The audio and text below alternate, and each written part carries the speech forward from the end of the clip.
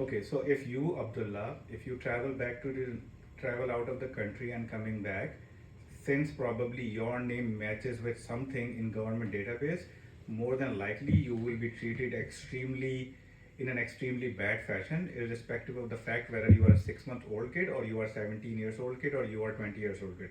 So likely what will happen is you will go to the immigration officer. He will take your passport. He will ask you to stand on the side as if you are some criminal. He will process everybody else.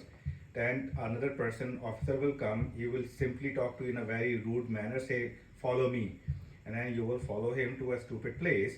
They will take your phone. They will download the data from your phone. They will look at your messages. They will look at your pictures without any concern for the privacy, without any warrant on yourself. They will basically go through all of your personal stuff including phone, and they will ask you extremely stupid questions that will be very frustrating for you as a person who has grown up in the United States and considers yourself to be a United States citizen. That that does not happen for any average American person who is not a Muslim, right? If you are a Muslim and you are traveling outside of the country, then you are treated extremely in an extremely bad fashion just because your name is Abdullah Ahmed and it's not something else. So that is something that you would have to probably deal with throughout your life, irrespective of what you are. So at one point when you were a baby, probably you were like 5 6 years old person, and they put us again through that stupid security thing where we were waiting for like 3 or 4 hours, and they treat you extremely worse when you're sitting in that area. So you cannot talk to your wife. You cannot basically, if your son is crying with a baby, they will basically say shut up or something, like as if you are in some China or something. They make all these things that people in China or North Korea treat people differently, but when you are in that room, you are treated like that as well. So what happens is, when you were 6 or 7 years old, after I was sitting there frustrated, and after 2 or 3 hours, I went to talk to the immigration officer once again.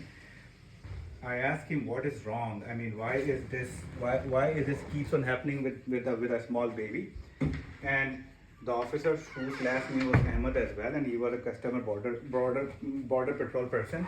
He pointed his finger at his name tag, and he said, "My name is Ahmed. I work for the federal government as well, and if I travel out of the country and come back, I go through the same problem as well." So it's the cost of living in the United States. So the guy who was a custom official, who was it seemed like an American born Muslim. He was working for the federal government, and he essentially said, "Too bad, too sad. It happens to me as well." So I think it's a known fact among the people who are immigrants and who are Muslims, but it's not something that is known by others who are not Muslims or who are not immigrants as well. Um, so on my view on this is that in people like in America, they say it's the land of the law, but our government does a lot of things that is not known to us as citizens as well, and they can basically take away or choose to take away the rights of us without basically any regard for the law as well. So the other thing that happened in the past when I was younger. Any question? No, you can. Okay. So when I was in college, back in 2000, yeah, when I graduated from college in 2004, and I was working, and I used to live with my friends on the north side of Chicago.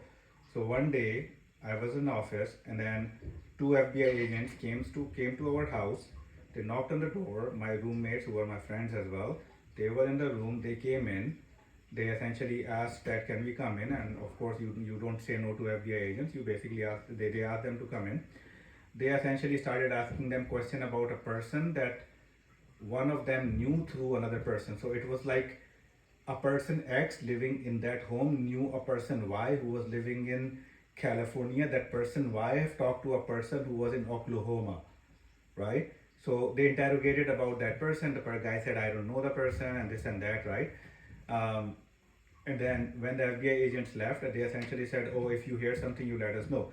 But at that point, it was I think 2004 or 2000, early 2005. At that point, when I came back and we started talking about the stuff, we were like, "How does they know that person X in this home talked to a person Y on phone in California, and that person Y talks to a person in Oklahoma, like a person Z in Oklahoma?" At that point, we realized that probably government is just collecting a lot of data, and they are basically creating this sort of a neural networks where they are connecting people with each other, and they are literally surveilling us. They knew everything about us. They knew that we did not do anything, but they still decided to come and interrogate us. And then eventually, I think in 2005 or 2006, it was revealed or it was came out that the government was doing illegal surveillance of the people in the United States. So the point is, we say that we are the land of the law, but the law is applied selectively, irrespective of the fact that whether you are immigrant or you are a natural born American citizen. If you fall into a certain profile, you will be treated differently forever. So you, Abdullah, irrespective of what you think, how smart you are, how good you are, or whatever your people tell you, whatever your school tells you, whatever your college tells you, there will be times where you will be treated differently. You might get a sense that you are treated differently, you might not get a sense that you are treated differently, but everybody here who is not conformed to a certain things are treated differently at a certain point in time, and that's the way of life here. That is.